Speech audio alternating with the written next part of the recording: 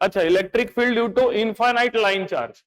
Line charge है, infinite है। Line charge मतलब हम लोग मैंने आपको पहले लाइन चार्ज के बारे में बताया था। लाइन चार्ज क्या होता है? लाइन चार्ज एक सीधा लाइन है, ठीक है, इसमें चार्ज डिस्ट्रीब्यूटेड है इवनली। तो चार्ज ऐसा डिस्ट्रीब्यूटेड है, मान लीजिए सारे पॉजिटिव चार्ज, तो पॉजिटिव चार्ज पूरा लाइन में क्या होता है? डिस्ट्रीब्यूटेड होता है, ठीक है, पूरे लाइन में पॉजिटिव चार्ज डिस्ट्रीब्यूटेड होता है। तो हम लोग लाइन चार्ज डेंसिटी करके एक टर्म लेते हैं, लाइन चार्ज डेंसिटी करके एक हम लोग टर्म लेते हैं, लाइन चार्ज डेंसिटी, जिसको हम लोग क्या बोलते हैं? लैम्डा कहते हैं। Lambda it is equal to total charge divided by total length. इसका टोटल लेंथ अगर L है तो total charge divided by total length, ये हमारा क्या हो जाएगा? लाइन चार्ज डेंसिटी हो जाएगा। अब हम लोग गॉसियन सरफेस सिलेक्ट करते हैं। पहले हम लोग को समझना पड़ेगा कि इसकी इलेक्ट्रिक फील्ड कैसे बनेगी। तो इसकी इलेक्ट्रिक फील्ड कैसी बनेगी? पैरेलल लाइंस बनेगी। पहले हम लोग देख चुके हैं इलेक्ट्रिक फील्ड कैसा बनता है हमारा? पैरेलल लाइंस बनता है। ये ऐसा इलेक्ट्रिक फील्ड बनेगा, पैरेलल लाइंस, ठीक है, जो इसके परपेंडिकुलर होगा, है ना, इसके जस्ट मतलब रेडियल होगा, लाइन के रेडियल होगा। लाइन के रेडियल मतलब क्या है? थोड़ा सा थ्री डायमेंशनल आपको सोचना पड़ेगा। मान लीजिए ये लाइन चार्ज है, इसके चारों तरफ ऐसा पैरेलल निकल रहा है, समझ में आ रहा है? चारों तरफ रेडियल निकल रहा है, पैरेलल भी नहीं बोलेंगे, पैरेलल का मतलब ये हो गया रेडियल ही निकल रहा है, मतलब इसका जो सरफेस है, ये वाला जो सरफेस है उसके परपेंडिकुलर निकल रहा है। अब हम लोग क्या करेंगे? एक गॉसियन सरफेस सिलेक्ट कर लेते हैं, ठीक है, एक गॉसियन सरफेस हम सिलेक्ट कर लेते हैं। तो गॉसियन सरफेस हम क्या ले लें? गॉसियन सरफेस हम एक सिलेंडर ले लेते हैं, देखेंगे इधर। तो गॉसियन सरफेस हम क्या ले लेते हैं? एक सिलेंडर ले लेते हैं। ऐसा हम क्या कर लेते हैं? गॉसियन सरफेस ले लेते हैं। ये हमारा क्या हो गया? गॉसियन सरफेस हो गया।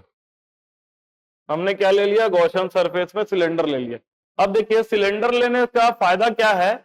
सिलेंडर का अगर हम लोग ओवरऑल देखें कि सिलेंडर का 3 एरिया होता है, ठीक है, सिलेंडर का टोटल कितना होता है? 3 तरह का एरिया होता है। देखिए ये एक सिलेंडर है, तो सिलेंडर का एक ऊपर का एरिया, नीचे का एरिया, इसको क्या कहा जाता है? Cross section area. और एक कर्व्ड सरफेस एरिया, ये सर्कल जो है ना इसका कर्व्ड बाहर निकल रहा है, उसको कर्व्ड सरफेस एरिया बोलते हैं।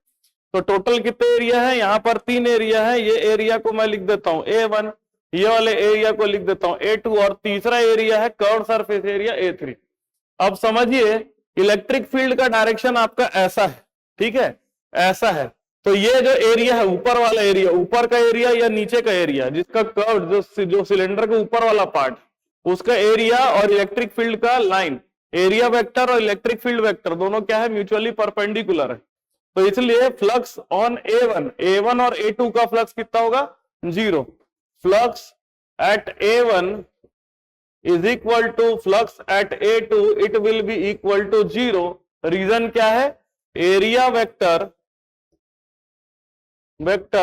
Is perpendicular to field vector, electric field vector, ठीक है, ये दोनों आपस में परपेंडिकुलर। तो इस कारण से क्या होगा कि इनका टोटल फ्लक्स 0 होगा। फ्लक्स किस में आएगा? थर्ड एरिया में आएगा। थर्ड एरिया मतलब क्या होगा? कर्व्ड सरफेस में आएगा। तो हम लोग इसमें गॉस थ्योरम अप्लाई कर देते हैं। तो टोटल इलेक्ट्रिक फ्लक्स ये क्या कह रहा है हमारा? E डॉट DA के बराबर होता है इंटीग्रेशन ऑफ, और जो होता है charge divided by epsilon not के बराबर आता है, ठीक है।